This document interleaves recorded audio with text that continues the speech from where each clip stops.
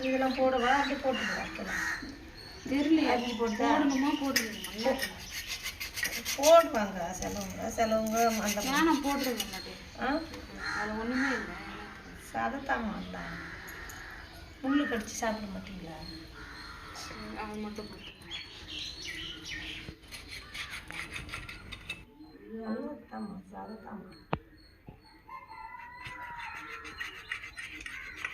எல்லாமே மடியிலே உட்காந்துருன்னா எல்லாமே சதத்தாமா அரை மணி நேரத்துக்கு